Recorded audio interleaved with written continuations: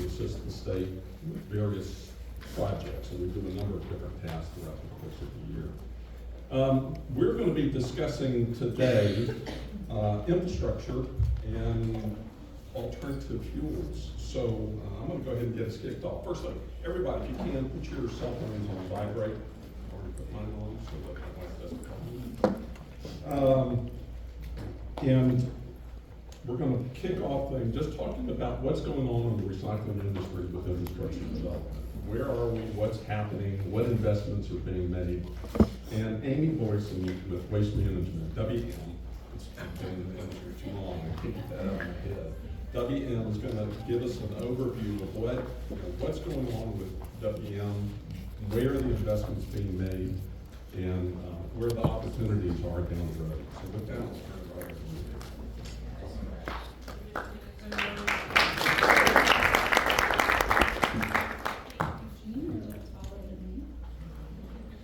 Good morning, everyone. I'm going to start with a question. How many of you are confident that when you put your recycling in the recycling bin, it actually gets recycled? Good show of hands. Okay. So actually, I have another question. How many of you know that these are now recyclable? Your coffee cups. Good. Okay. All right. So as Jean mentioned, I'm Amy Boyson, Senior Manager of Communications at WM. I've been with WM for 19 years, so I love to talk recycling. I'm excited to tell you about what we're doing, and hopefully those hands that were not raised, you will understand that your material is in fact recycled. WM is North America's leading provider of environmental solutions. We have millions of customers in the US and Canada. And today, I'm excited to dive in to what we're doing now. So we have three bold ambitions. Material is repurposed, energy is renewable, and communities are thriving. In 2024, we recovered 16 million tons of recycling material. As for energy is renewable, we're using advanced technology to generate renewable energy from the waste we manage. And right here in Florida, we've recently opened 2 renewable gas facilities where we're actually capturing landfill gas and then using that to fuel our trucks. So pretty cool. And beyond our operations, we've contributed $27.6 million to our communities and impacted 2.6 million people through social programs. So when it comes to recycling, WM has a goal of recycling 25 million tons by the year 2020. We're already making progress on that. And a big part of that is our investment in our infrastructure. And we will be investing $1.4 billion in our facilities. So again, recycling is real. We would not be spending all this money if recycling was not real. So across Florida, we've made significant investments. I'm just going to go through a few years. In 2022, 37 million. In 2023, 21 million. In 2024, 52 million. And in 25 and 26, it'll be $112 million, with a big chunk of that from our WM Recycling South Florida facility, which I'll be speaking about today, and then also our WM Recycling Orlando facility. And exciting news, coming in 2027, we will be building a single stream facility in Tampa, and that is an $88 million investment. So, single stream recycling, WM Recycling South Florida. How many of you are aware of that facility? I know we mentioned it yesterday. Again, $90 million facility, 127,000 square feet. We process 60 tons an hour, 275,000 tons per year. We did our grand opening earlier this year. We had over 250 people attend and tour the facility.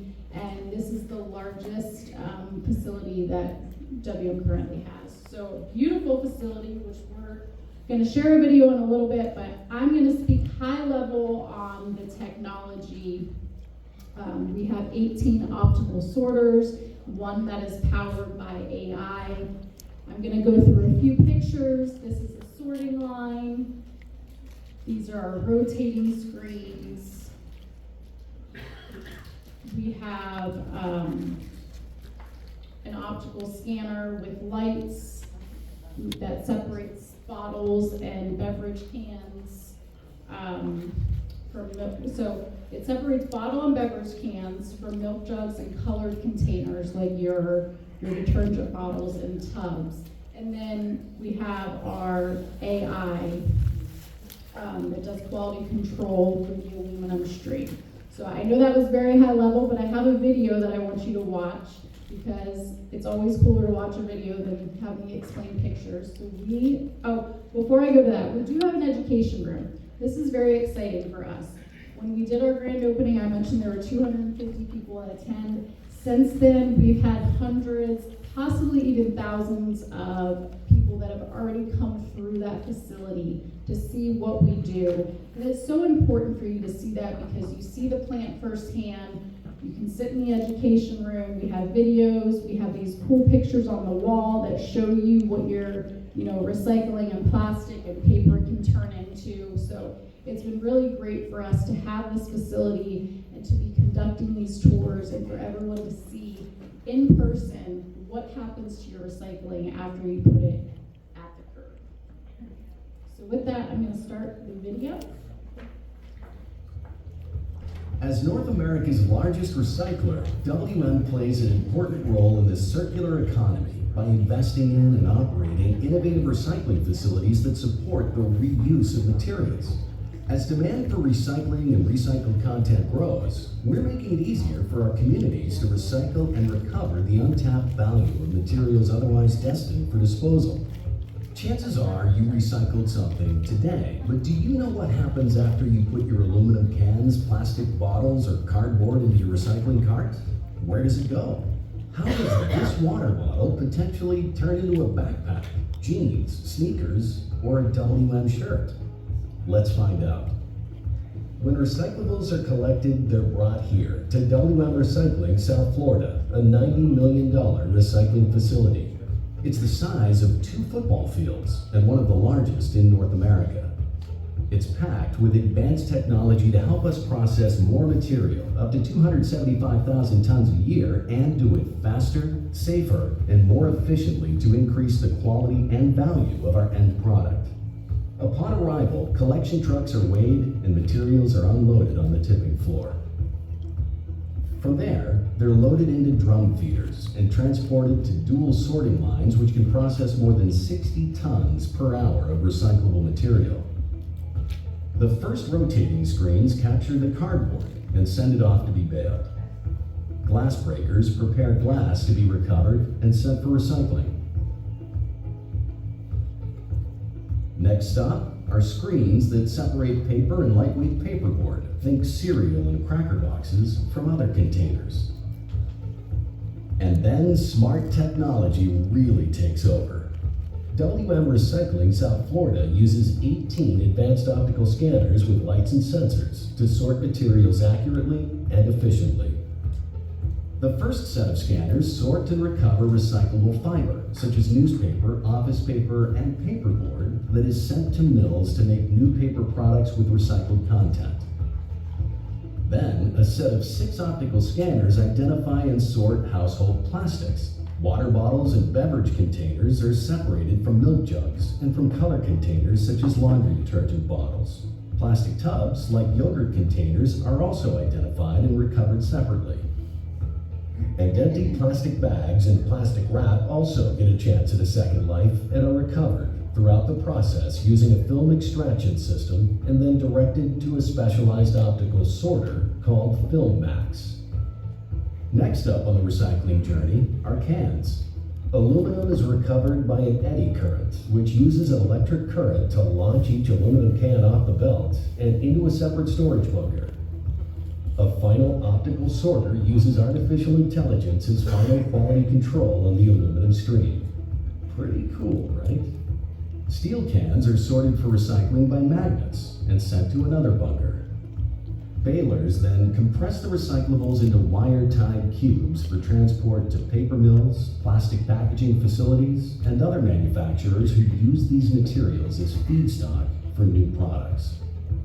Recycling can reduce the need to use virgin materials to manufacture new products, saving energy, water, and other important natural resources, and contributing to a circular economy. So recycling really works. That water bottle you recycle, it might have a second life as a t-shirt, and your soda can could be back on a store shelf in 60 days. But we need you to do your part and recycle right. Remember to recycle only clean bottles, cans, cardboard, and paper. Keep food and liquid out. Do not bag your recyclables. Keep them loose in your cart. And don't toss in stuff like batteries, needles, or propane tanks. They can be dangerous to our team members and even start a fire at our facility or in our collection trucks. Check your county or city website for proper disposal of these hazardous materials. WM is driving sustainability, and we encourage our Florida communities and valued customers to leverage our recycling infrastructure, innovation, and expertise to help advance your own sustainability journey. Pretty cool, right? So I'm sure many of you know Shiraz Kashar. He's on the communications team at WM. He actually produced this video, so I must give him credit for it. And he's been the one hosting a lot of our tours at WM Recycling South Florida. So he's on vacation, which is well deserved, but big shout out to him for that video. I hope you all learned something, understand the process that once we put it curbside, what happens when it gets to our facility. So now we're going to transition to something a little different, but still recycling, our construction and demolition recycling. So in Florida, we have 7 C&D recycling plants, Flagler, Orlando, West Palm, Lantana, Deerfield, Davie, and Miami. So we're basically taking items from construction projects, and instead of those going into the landfill, we're turning that back into the circular economy. So we take things like wood, concrete, metal. We had our WM Recycling Orlando facility open late last year, but we had our grand opening in March. That is a 58,000 square foot facility. It processes up to 125 tons annually with the capacity to double. And it's conveniently located next to I-4. Actually, in this photo, the C&D facility is at the front, and then in the back is actually our transfer station. So definitely a one-stop shop for our customers. And so it's similar process.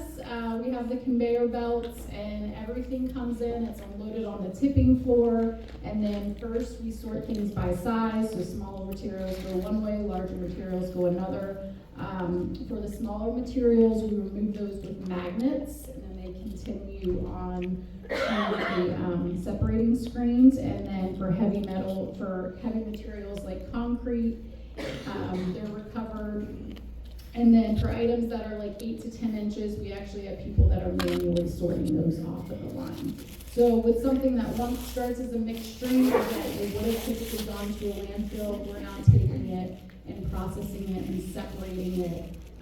So we're saving that landfill space.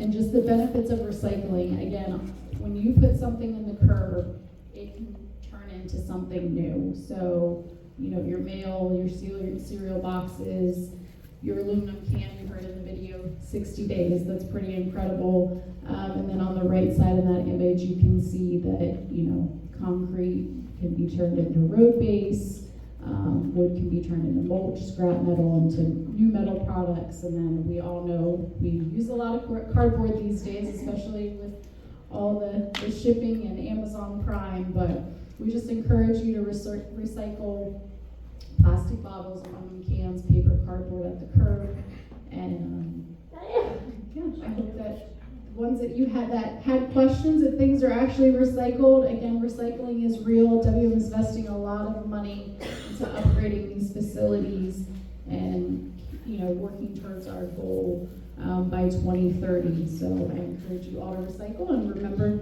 these are now recyclable. So thank you.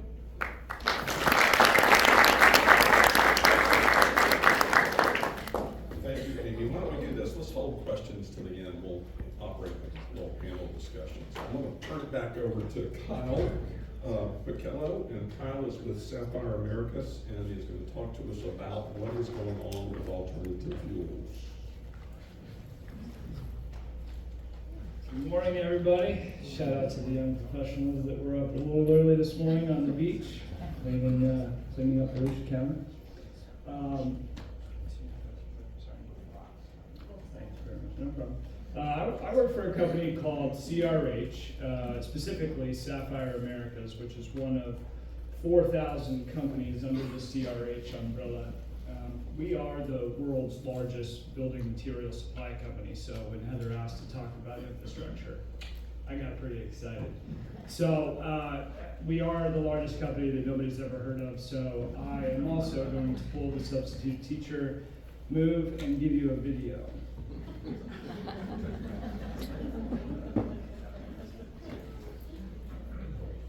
Except I don't think I got held back in second grade.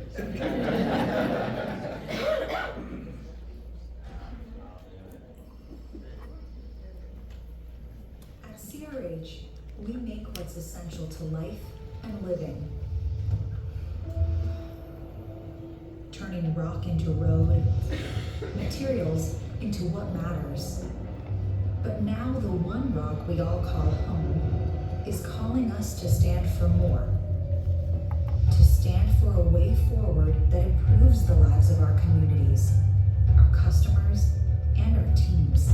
That helps our business, our people, and our planet withstand the tests of time. To stand up as a leader and stand together to find the solutions our grandchildren will need. Yes, there will be challenges, but we will not stand by, because we know the bigger the problem, the greater the opportunity. Today, we see building materials and products. Tomorrow, we see safer roads, more livable cities, greener energy, cleaner water, and we see the urgency. If not now, when? If not us, who? We will rise to the greatest challenges of our time, seizing the opportunity to innovate solutions to the world's most complex problems.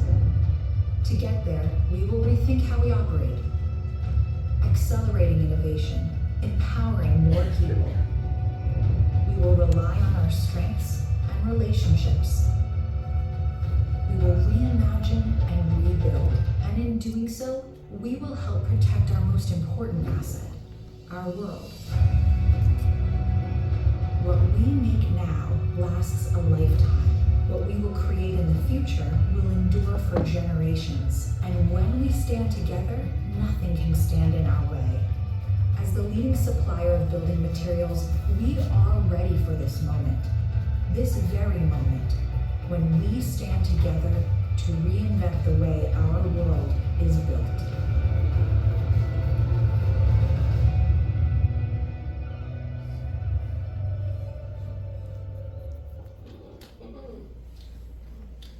I can't help but get inspired every time I've seen that video since we've released it, and it reminds me of this. It's called The Power of Purpose. We actually take in material from NASA and Blue Origin, and in NASA's facility they have a special sign up with actually a statue. I didn't get a picture, but in the space race in the 1960s, there was a janitor working late one evening, and our great president during that time saw him and asked, what are you doing here so late? And he said, well, I've got to help put people on the moon.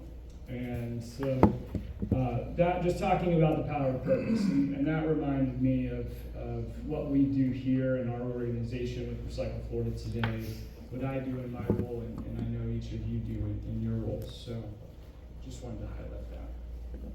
So Sapphire Americas, we are the alternative fuel manufacturer and alternative raw material provider to the Ash Grove Cement Network, also a CRH company. You'll see we have lots of vertical integration. In Florida, we have two cement plants, one up north in Branford, Florida, just north of Carmen there. From Gainesville. And we have another plant in Sumterville, Florida.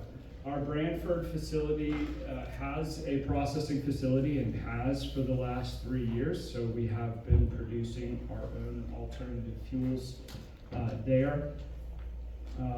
Here's a little picture of kind of what it looks like. That's my homie Josh in the middle. This is where the final fuel product is pouring down, where it will eventually get loaded here onto a trailer. This is what the site looks like as of probably about a couple months ago. We're making some significant improvements. We just poured a new pad here. We plan on extending the roof line on both sides, left and right. We only operate a single line shredder. We'll be adding a secondary line to that facility to help support the Brantford facility. So we've been doing that. That was our first operation in our entire network. We operate 12 cement plants in North America. One is in Mississauga, just outside of Toronto, Canada. So I wanted to give you a picture of what it looks like on our site. Typically every cement kiln is co-located on a limestone quarry. And what that means is that we generally have lots of properties. So up in Brantford, we have roughly around 2,000 acres, not necessarily in just this parcel you see, but all around the area for growth opportunity. So here's the entrance to our Ash Grove Brantford site. And up here is the entire cement plant. And down over here is my little facility, Sapphire Americas in Brantford. And so this major roadway here right below is where we'll have our trucks come in, bring in the raw feedstock, we process, and then we bring it down a dirt road, like a good old country song, along the quarry here. It's a beautiful view. And then it'll get loaded into our fuel system there. So that's important to note as I kind of talk about something next. So this is our second cement plant in Florida, in Sumterville, just outside of the Villages, if you have your family members there.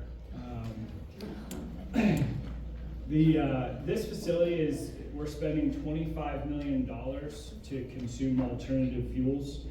We expect to process and consume about 57,000 tons of alternative fuels in this plant at its capacity. When you're looking here, sorry, I said with my mic.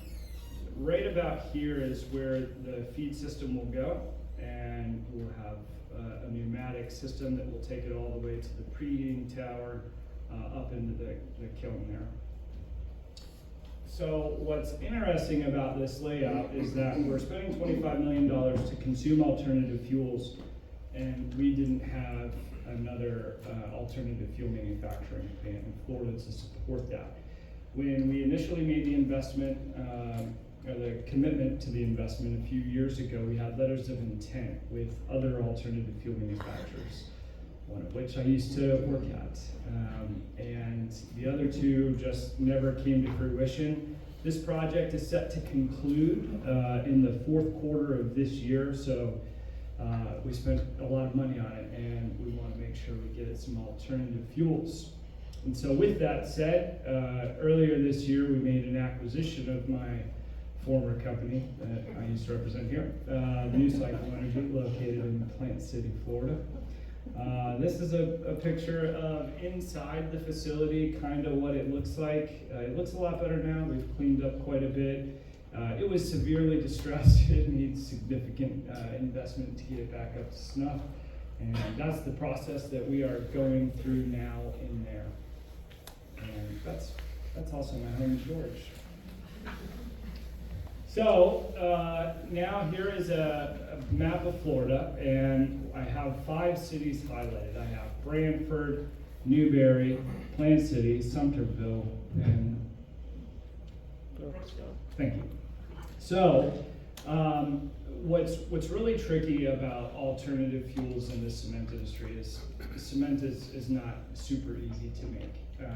Anybody at Rodrigo can tell you. It's quite a complicated process. And so anytime there's anything that we see that looks off, one of the first things to kind of get cut off is the alternative fuels. So we have to do a very good job at making sure what goes in is what the plant can consume so it can continue to operate. Now that being said, we have outage schedules. We go down for market outages here and there. And so, as you guys know very well in this industry, you can't stop taking the trash, right? So we needed somewhere for that to go. All of these, with the exception of Plant City, of course being our new processing facility, are the cement kilns in this area within a 200-mile radius. And so that's ourselves, it's CEMEX, and now Quikrete. And while we are competitors, we have a working agreement together so that they can take our secondary fuel. So our own cement plants are our primary customer, but if for some reason we go down and we need to get rid of the fuel because we can't just continue to pile it up, we have an agreement in partnership with our competitors to consume our alternative fuels. And so our Plant City facility will operate and support the Sumterville site with Brooksville as a secondary. So that's kind of the new thing going on in Florida for Sapphire. And thank you very much for your time. I got a shameless plug on the license plates there. My company, at my word, donated quite a bit of money to buy some of these license plates, hoping that maybe that was the reason for the lack of participation. But after talking to Heather this week, I think only 2 people have claimed those. So I'm not letting you out of this door until you sign up for one. Just warning you now. Thank you very much for your time.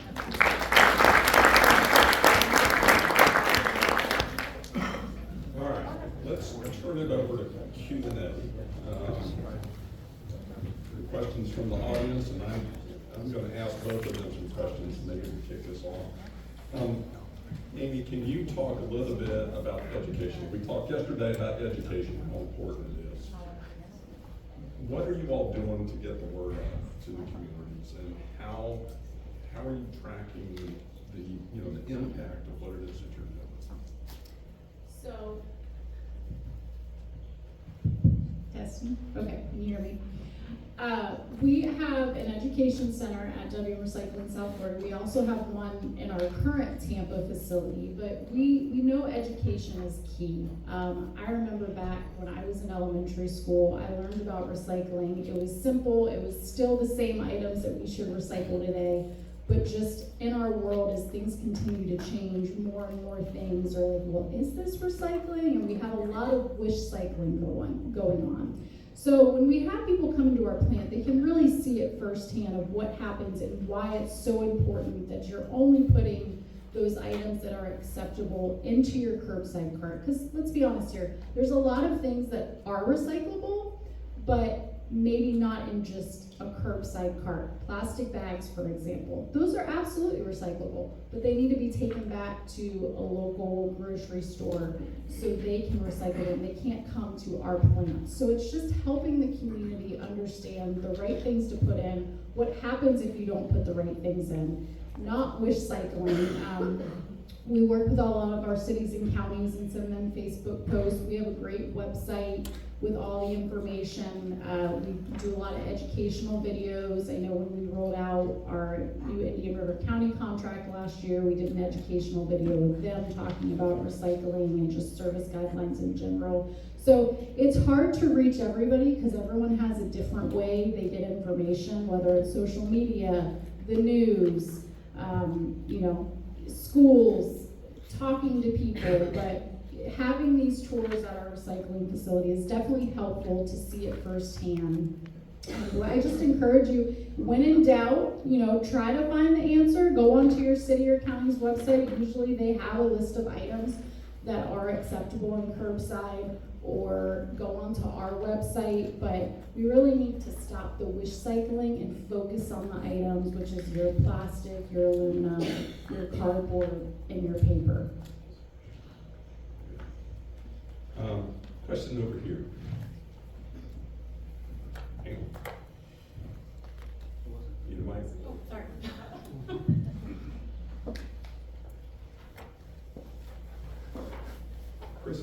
together. Are we recording this? I want to make sure that we are recording, so we want to make sure we get the questions via mic. Hi, I'm Jessica with Orange County, Florida. It's great working with you, Amy. Yes. Yeah, so I wanted to ask about something, we've been talking about in our county, and that's kind of this debate about the numbers with plastics. And it seems like there's been this move away from with educating residents in using the numbers. And can you talk a little bit about that? Is it recommended to continue educating with the numbers or moving away from the numbers? Nice to see you, Jessica. Yes. So we recommend recycling by shape, because if you look at a lot of plastics, they all have numbers on it. So that's where it can get confusing. So when it comes to plastics, bottles, jugs, and tubs. So bottles, water bottles, soda bottles, jugs, a milk jug, a detergent container, and then tubs, your butter and things like that. So that's the best way to do it. Identify it by shape, because those numbers can really be confusing. So that's a great question. I'm glad I could call that out to the audience, but that's what we would encourage you to do. That is what WM does. We feel that's the simplest way, because I get things in the mail where they're packaged together and it's a plastic bag and it has a number on it. And so if someone looked at that and said, oh, well, it's technically plastic and it has a number, but we're looking for bottles, jugs, and tubs when it comes to plastic. So great question. For Kyle, let me ask a quick question for Kyle. Can you talk a little bit about the type of materials that you're taking? Yeah, so we take in paper, wood, cardboard, and plastic of all kinds. Typically not non-recyclables, right? And landfill-bound materials still. There are organizations that don't necessarily have recycling programs and separations, so there's opportunity there also. Are you taking carpet involved? I know at one time the plant did take carpet. For $500 a ton, I will take carpet baled. Okay, I won't be sending you any carpet. Yes. Yeah, this question's for Amy. If you could share a little bit about how the paper cups came to be on the accepted recyclable list, and what ends up with them. Are they part of the mixed paper stream, and is the waxy plastic coating not an issue? So I don't have the specific details on that, but someone in this room does. Mike, if you want to speak on that, sorry. Gotta put you on the spot. Yeah, this is why we have our recycling director here. But yeah, that's a recent, Could you repeat the question, please? He wants to know about the paper cups. He wanted to know about the paper cups, and then also the other to-go cups. Yeah, so actually, those have long been recyclable. And in fact, it's just officially making it part of a list. I've long put my Dunkin' Donuts cup, which is paper, wash it out, put it in, because it ends up in the mixed paper. But in order to get recognition and add it to lists, you have to get cooperation, because you have to have a certain number of MRFs in the country. You have to say it's acceptable, and then you can make it an official item. So it's probably not a secret to some in the room that WM partnered with Starbucks to kind of push that initiative, because we have a big network. But polypropylene, which is typically, I think, your number 5s, that is also been recyclable, a lot harder to do than mixed paper. A lot of the plants were set up very manually, including our own. But now, I can tell you that polypropylene at our South Florida plant, we've grown that by about 8 or 9x as far as the recovery with the new equipment versus a manual process. So it's kind of just making it official. We needed, as an industry, we had to have a certain number of facilities saying we'll do it, and that's kind of how we got across the finish line on that. Thank you, Mike. Question back here while we're transferring. Another question for you, Kyle. With the Sumterville, since you're near the villages, can you take pickleballs? You laughed at this question because I got a call from somebody in the villages that was part of a club they generate like 8,000 pickleballs a month. A month, that same guy called me. Yeah, I'm referring to you. Yeah, no, absolutely, yeah, we're going to take them. I just had it, so as part of our process, we send material out to a lab. We are building a really beautiful lab here in Florida, specifically for my alternative fuels, but right now we send that out, so I'm waiting on the chemical analysis. Provided it comes back okay, we're gonna be taking some pickleballs from the villages. Question back here. Yeah, just a quick follow-up for WM, I think it was Mike over there, Alita with Recycling Partnership. Can you clarify on polypropylene? So is WM, all WM facilities now taking polypropylene cups as well? Yeah. Awesome, thank you. That answer was yes. So the recording. Question over here. I'm part of the pickleball. I'm on the Boca Raton, because I run the facility there, because we just opened a new facility. I called you too. You didn't call me. Yeah, I talked to you. Well, I'm gonna say it like this, we have a lot of. Hang on one sec. Let's get it on the mic, because we are recording. Yeah. We have lots of tournaments in Boca for pickleball, because we opened a new facility. Well, then With the city board.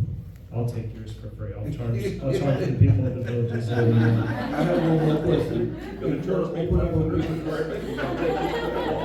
My pricing's all over the place. Are you gonna open up a facility more down south?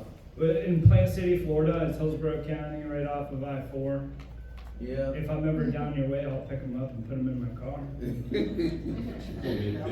Miami-Dade County is railing like 5,000 tons of waste a day from Miami-Dade County up to Sumterville, so you can just toss them in one of their rail cars and I'll go grab them out of there. Thank you.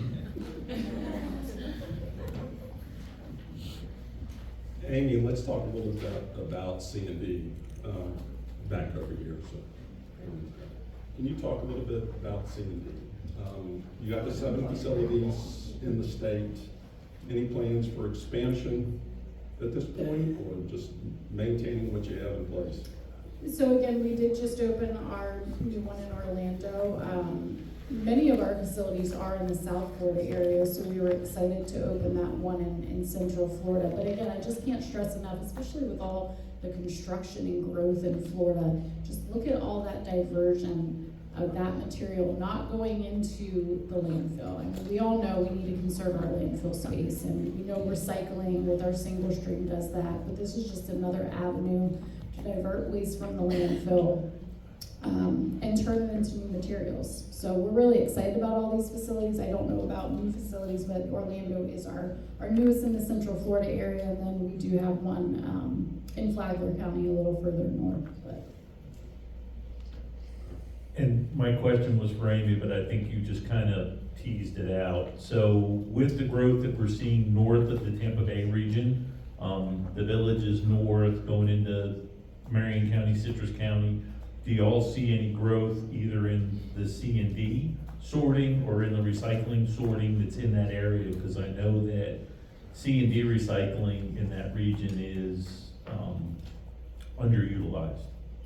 I don't have that answer, but again, we are building the single stream in Tampa, but as of north of that, I'm not involved in those discussions, but I can definitely pass that information along if there's some interest in need.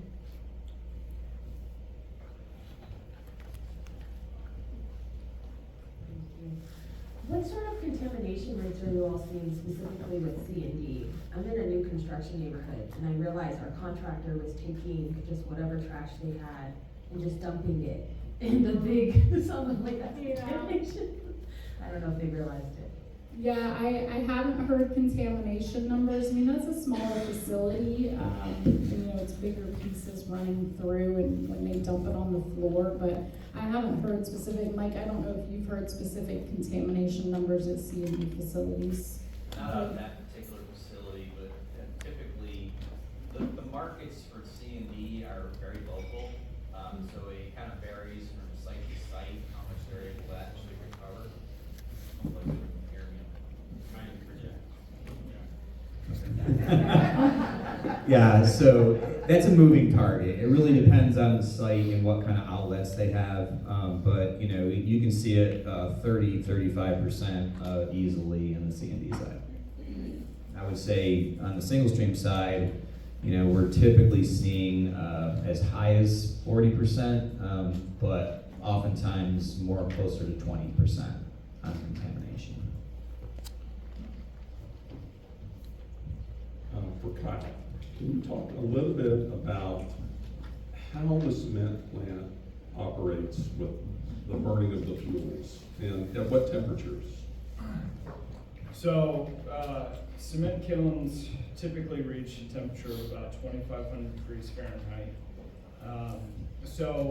I think as we mentioned, you know, we quality check the material before it goes in.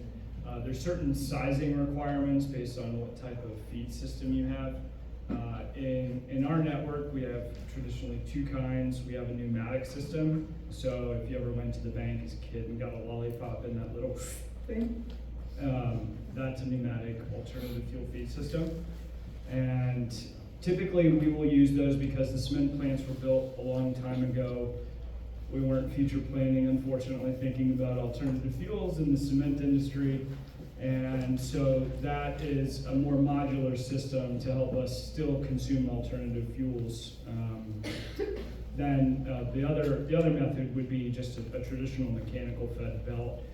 Typically, we need a heavier type of alternative fuel for that, so something like tire chips or pecan shells, seeds. We burn lots of crazy stuff. And one more thing, so we produce an ash just like when you burn anything, like a waste energy facility. The only difference is that when we collect that ash, we put it back into the raw mix of our material that ultimately turns into cement. So 100% of what we get is use. We don't have to, you know, try and sort through it. 20% still goes to the landfill. We don't produce a 30% ash like waste energy and then use that as landfill cover. 100% of what we use is consumed. You know, plus at those temperatures, you're destroying certain compounds like PFAS, which would be a good end use. Yeah, we burn all sorts of stuff. Money for the government, drugs. Yeah. The money's hard. That one's really hard. Any other questions? All right, one here. And then I've got a little intro, because you know Sue Flack is going to be talking about vape pens right after this session. And I've got an intro for Sue. So something for both Amy and Kyle, what would you say looking into the future or for your forecast or trends with technology being used, where are things headed that you see just moving forward like 10, 20 years from now for processing for both recyclables and then for concrete? If there's anything that we should be aware of to help with, you know, educating the public about what's going on or what's on the horizon. Do you have anything to share about what may be coming down the road when it comes to new recyclables or trends or just like what's being done with the stuff? For recycling, I mean, again, it's your plastic bottles, your paper, your cardboard, that's gonna stay. So continuing that education is so important because as I mentioned, there's a lot of wish cycling going on. So if we can focus on those core items, you know, Mike spoke yesterday about some things we're doing because the batteries are an issue, which I think Jean's about to get into. So that's exciting that we may be putting technology in our plants to help with that. But again, focusing on the basics, you know, when in doubt, throw it out. I always tell people with the wish cycling, if you put it in your cart just because you think it should be recycled or you want it to be recycled, if it's not acceptable at one of our facilities, it's just taking an extra long trip to the landfill. So focus on the core things and keep the contamination out, and you know that'll help us with our numbers and diverting waste from the landfill, which is what we all need to do. So working together, but I'm sure 20 years from now, I mean, I've been with the company almost 20 years, and I've seen a lot of changes. I mean, we've gone from dual sorting to now single stream. So there was talk yesterday about scanning our recycling carts. So I'm sure there's a lot of new and exciting things in the future, but I would say always focus on those core items. Before you go, Kyle, real quick, to expand on that, in the video you showed, there was an AI store that was doing film, plastic film. Is that, are we headed there, or is that just to get it out as That was, contaminant? yeah, the AI was for the aluminum cans. Oh, okay. To follow up on the AI stuff, have you seen any data as to like its impact so far? I know it's still fairly new, but have you seen like a change in numbers? Mike? Yeah. I know you Hang can on. tell me to give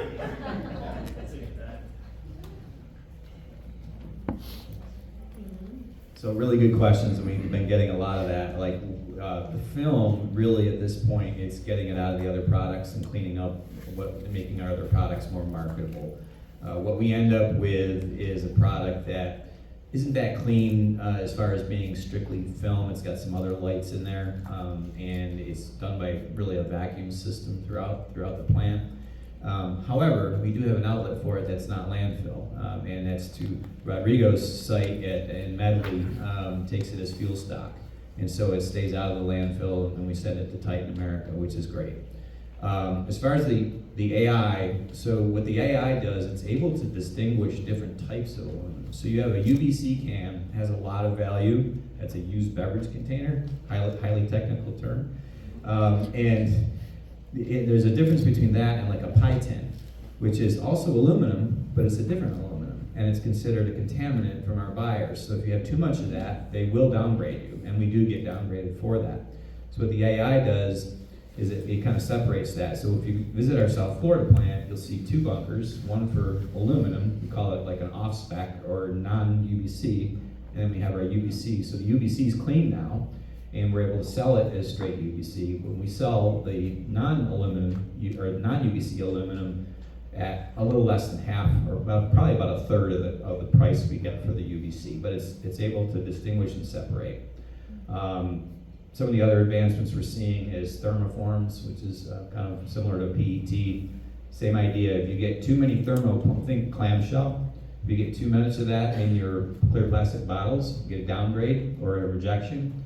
But that market is still evolving. There's not very many places you can send that anywhere yet. So we're set up to separate it. Right now we don't have the markets to support that, so we're still kind of mixing it in where it shows up with the bottles. But it's, I heard the question 20 years from now. So much has changed in the last 5. 20 years from now, you could have a fully automated plant. Which is a little scary when you're talking about livelihoods for some people. But look at the way the world's moving. AI is everywhere. It's accelerating so quickly. It's come a long way since I started in 1990. And just 20 years from now, I have no idea what it's going to look like. Probably like a sci-fi movie. So. Thank you. All right, with that, we've got just a few minutes, so let me do this intro first, Sue. Right? So and this is actually what I'm going to show you is kind of a spin-off from last year's conference, because Sue and I were talking, and she mentioned that they were doing vape pens, and that is something that I wanted to do. I do a number of different projects for the department. We do a book recycling project with the Florida, the bar, and all the attorneys in Tallahassee. I work with DEA and DEP for medicine collection events that we do twice a year with Costco. We've done ammo collection events, we've done e-waste collection events, but the vape pen really caught my eye because of all the discussion about fires in recycling facilities. So with that, Chris, can you pull up my slides? We ran a quick little pilot. Got some information from Sue about how they did theirs and what they did with the vapes. And so we end up working with the department and a company called AXRG, who, if you ever seen, if you go into like a Publix, you see the drop boxes for pharmaceuticals, prescription drugs. They make those, and they also have a separate arm that does on the destruction for take backs, that type of material. So we did a quick little program, this is during the Earth Day time frame, where we just ran it for roughly about 17 days, right? We picked a smoke shop, so we went out and targeted a smoke shop. I tried to get a medical marijuana dispensary, an MMTC, to join us, but everyone that I talked to was a little bit leery about doing a pilot and then figuring out, we've turned the switch on and now our community wants us to start collecting them. So didn't get participation in an MMTC, but I did get a local smoke shop to join us. Didn't have an advertising budget, so we did this on the down low. Basically, we put a sign up in the window and started collecting. I did a couple of posts on social media, sent a press release out to our local newspaper, contacted our local Keep America Beautiful affiliate, and just started promotion. And it became real apparent on the first day that, we're going to start collecting vape pens. So the box that we had on the first day kind of raised the eyebrows. So I had to struggle to try to find a collection venue, and found this online. Quick little search. This is a cool little container, and it has a lid that unscrews. Now, if you remember for those that are of us that are kind of old, remember the old bubble gum, right?